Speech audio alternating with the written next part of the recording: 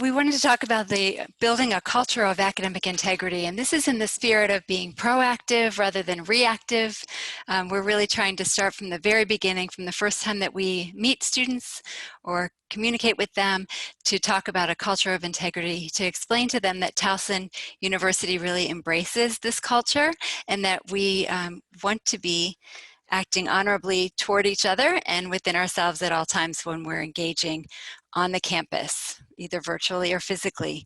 So there are a few ways you could do this in a positive, proactive manner. And then after I give a couple ideas, a couple examples, I'd love to hear your examples. Alison will also talk about the reporting process, because it's very important to know what to do if, in spite of all of our best efforts, a student does cheat or plagiarize. So we'll hear those process issues as well, and that way you'll know exactly how to address that issue. And we're really interested in having discussion with you. So I'll just present a couple ideas. Alison will talk a little bit, and then we'd love to hear your questions or even your examples of things that you've done to build a culture of integrity. First thing to do, really, according to the literature, the research literature, is to develop a community of mutual respect within the classroom. And this is in an online classroom, face-to-face, hybrid, whatever it may be. Just from the very beginning, try to think of your community as a place where the students will want to be and will want to act in a way that's honorable, and that they'll want to act that way toward each other and toward you and in and of themselves. So setting up that mutual respect just by the way that you communicate with them, by the way that you let them know that you are open to their ideas and to their communication. Along those lines, something that really worked for me as a professor was to give up some of the power in the classroom. I think this is hard to think about as a faculty member, but I know when I started crowdsourcing dates for really large assignments, that helped a lot to have the students understand that I'm not trying to, lord it over them and be way up here and they're all down here, but really putting them in a place where they have a voice and they can offer their ideas to me. And so I would crowdsource just things like maybe larger projects, so that if a student or a group of students in a class is in a cohort and they all have a big paper due on November 9th, they can let me know, and I'm not going to lock down that date for my big project and then not be able to move that. So it just really is, it's not even about the date, it's just about the fact that you're valuing the opinion of your student. And that's just one example. I'd love to hear yours as well. The other thing that's very important for building the culture of integrity is to make sure that your students are very clear about what your expectations are. And this is in a general sense. Within the classroom, you can have rules that you go over in class, and you don't even want to call them rules necessarily, but just ways that we engage in my classes. And then always ask them, what rules do you have? What do you think would be helpful for our community, for our classroom community? And then say to them, anytime you have an assignment, what exactly the expectations are. Is there an expectation that you will use your textbook on this exam if it's an online exam? Is there an expectation that you won't?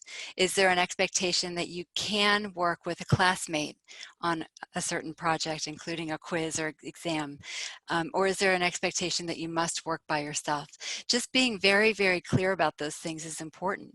We know that our students come from many cultural backgrounds, and some cultures have orientations that are much more toward the collective or the group. And so they may have grown up their entire lives working in groups and really relying on each other and learning that way and being assessed that way. And then they come into Towson University and they may expect that that's how we behave as well and what our expectations are. So just being really clear with them that in this type of case, I'd like for you to work with your small group. Here are some other ways you could work in groups in class during out of class times as well, but there are these other places where you really must work by yourself, and then let them know what resources they may and they may not use in the completion of those assignments. So those are just a couple ideas to get started. Let me have Alison talk to us about her office and some of the work that they do, and then I'd love to hear some of your ideas. Sure. So I didn't mention this when I was talking before about what our office does, but a component of our work is helping to uphold the academic integrity policy. We do have a clearly laid out policy that talks about what our expectations are of students around their honesty with their academic work. It includes prohibiting cheating and plagiarism, fabrication and falsification, complicity in academic dishonesty. So that would be helping someone else, assisting someone else in being academically dishonest, and misuse of materials or resources. So probably not as often do we have that kind of an accusation these days, but maybe 15 years ago, 20 years ago, before things were readily available on the web, if you had selected a book and had it on hold at the library, for example, and someone checked that out and kind of hoarded that material so no one else had the opportunity in the class to utilize that material, that could be an example of misuse of academic materials. So those are the things that are prohibited. And when you have observed that someone may have violated this policy, you as a faculty member are really the person to discern whether that happened. And so what you are asked to do is to meet with a student, and that can be virtually. It could be over the phone if that's the only way that we can make it happen. In, I guess, a last case scenario, maybe over email, but really what you're looking for is an opportunity to give them a chance to respond. Tell them what you've observed, whether it's through a paper or you observed a behavior when they were taking an exam, something of that nature. You're going to tell them what that is and give them a chance to respond to that. And that might result in a discussion that the two of you may have about what happened and what your observations are about it. And at the end of the day, you get to decide, do you feel like it's more likely than not that student did violate this policy? If you come to that conclusion, that's the point that you're going to find them responsible for having violated that policy. You get to, as the faculty member, determine what the penalty should be. My recommendation is always that faculty talk with their chair about what penalty would be appropriate. And the reason for that is that might vary between departments. And you might want to understand as a new faculty, especially what's typically do people do for this kind of a situation. And so you might talk to some of your other colleagues in your department, but you might also consult with your chair. Once you figure out what that penalty is going to look like, you will let the student know. Up until now, we've been asking faculty to write that student a letter and have some key components included in that letter. That would be what you observed and what their response was, what your decision is, and what the penalty is going to be, and the fact that they can appeal that decision to the chair of your department. And you would send that to the student, copy our office. We are about to unveil, and Trish, is it okay if I share this information? Okay, we're about to unveil an online form that we've created to make your life much easier, honestly. You will still input all that information into this online form, but it automatically will generate a copy of what you submit and send it to the student. So you don't have to create a letter any longer, and you don't have to copy our office because it's automatically going to copy us, and it's going to copy your chair, so they will automatically get a copy of the information. You are going to be able to attach documents if you have documents that are helpful and useful in documenting what you observed. Say it's one of those reports that's from SafeAssign. If you want to upload that, you may do so. If you had screenshots of them looking at other websites, as you used some sort of observation tool while proctoring an exam, you can upload that. So if you have any information, you can upload it.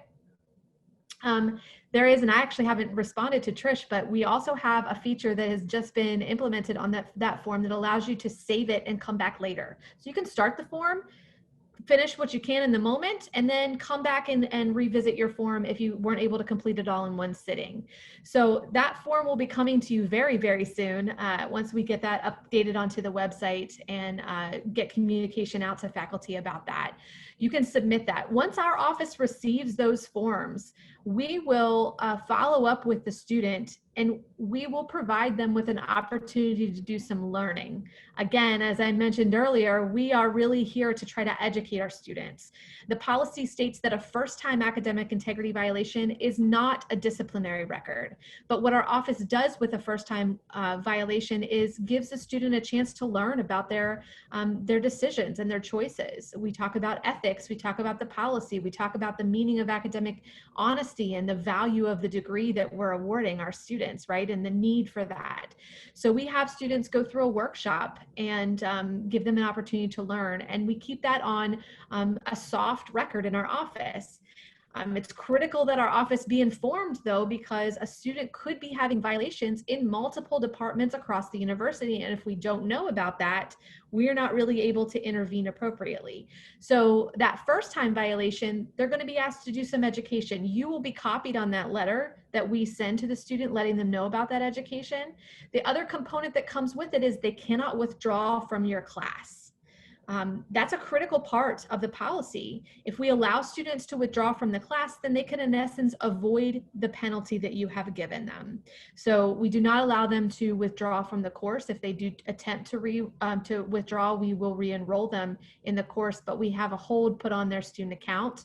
So if you're also an academic advisor and you're looking at student records and you see an AIH hold, that's an indicator that a student has had an academic integrity violation in some course in a given semester. So that's the way that we signify that for the registrar's office, so that we don't inadvertently allow a person to drop a specific course. So a second time violation, the same process, you won't know that it's their second, but from our perspective, if a student has a second time violation and it comes to our office, that will trigger the disciplinary process to begin. And we will go through the typical disciplinary process, except for the fact that we will not render a finding. We don't need to go through that process. A faculty member has already made that call that a person violated the policy. So we will, in essence, adopt the finding the faculty member had, and we will assign a sanction or accountability action that we feel is appropriate given what their history was in both of those scenarios and what the student has to say about it. So that typically results in suspension from the university, but not always. It's dependent upon the nature of the violation, how far apart those violations might have been, what the student's explanation is of what had been going on. So it's not fast and always a suspension outcome, but it could be that. So we will go through that entire process. To kind of back up a little bit and talk about the appeals process, I did mention the first layer of appeal for a student is the chair. They can also appeal to the dean's office, and then after that to the student appeals committee, which is a university committee that hears the highest level of appeals on our campus, academic integrity and behavioral appeals. So that's the group that will render the final decision in the case. So that's a lot of information that I just gave to you, but that is kind of what the reporting process is and what happens from there. So now we'd love to hear from you. Do you have questions or concerns or ideas that you'd like to share with us? Any suggestions that have worked for you in your teaching?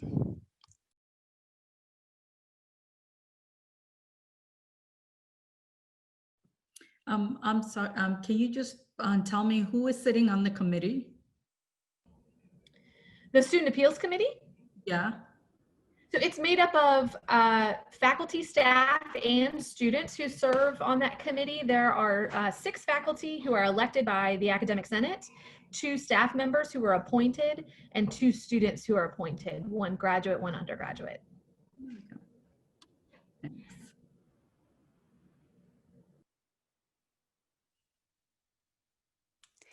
One question that always occurred to me, and I hope that this helps other people to hear this question and hear Alison's answer, is wouldn't it be easier if I just handled it in my own class and didn't make a record of it, even a soft record?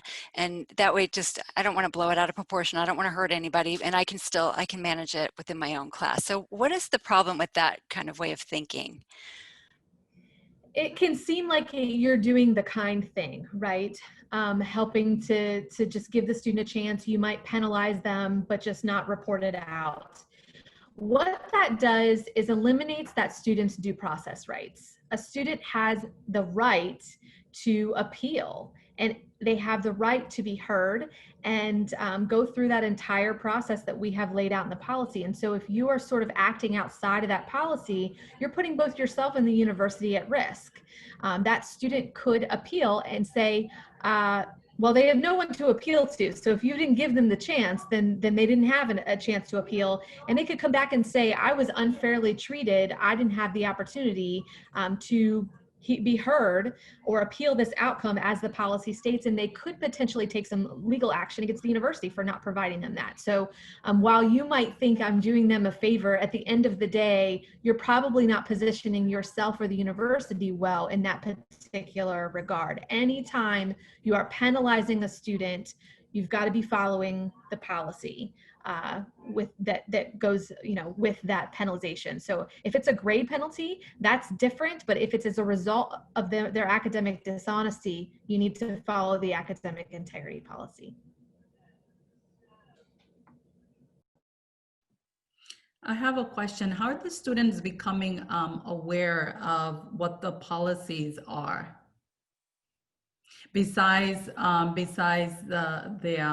student handbook, because I'm just thinking, if we are expecting them to read the handbook, it's probably not realistic. It would be a good survey to take as to how many students actually read the handbook and what do they understand, as plagiarism. The reason why I ask is because when you give them assignment and say, follow this format, and only to see they're not following the format. So I'm just, I'm just thinking, that many of them probably aren't really reading the handbook because they're probably overwhelmed. And from the faculty point of, that oftentimes when we enter the university, we're giving all these competencies to do. We're given videos, we're getting workshops, and then you're quizzed on it, that you actually read it, that you actually did it. So is this being done for students? And how are we really preparing them to realize that this is serious, before they're then penalized?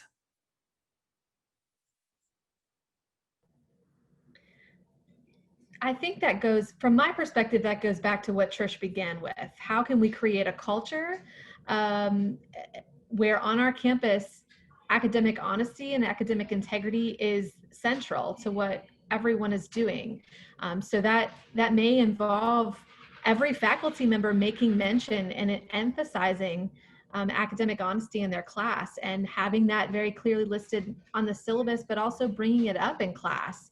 Maybe not only at the beginning of the semester, maybe throughout as big assignments are being done. I mean, Trish sort of mentioned that concept of being clear for every assignment, what the expectations are. That could be really helpful to reinforce that as we go along. There are some students who come to Towson University who have not really been educated on specifically plagiarism. I think generally people understand what cheating is, right? But coming to college, they might not have a clear understanding of plagiarism. I just had this conversation with my third grader last week when he tried to plagiarize a movie for a spooky story that he was writing for his third grade class. So we've already started that education in our home, but not everyone is getting that. So the more frequently we can reinforce that, the better we're going to be to support our students through it.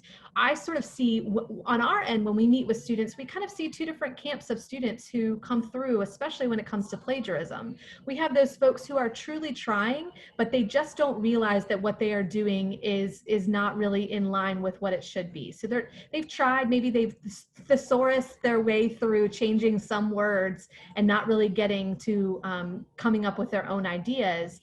And then we've got those egregious copy pasters, right? So those to me are two different camps of folks, and we might want to help them in a little bit of a different ways. There's some mechanical issues.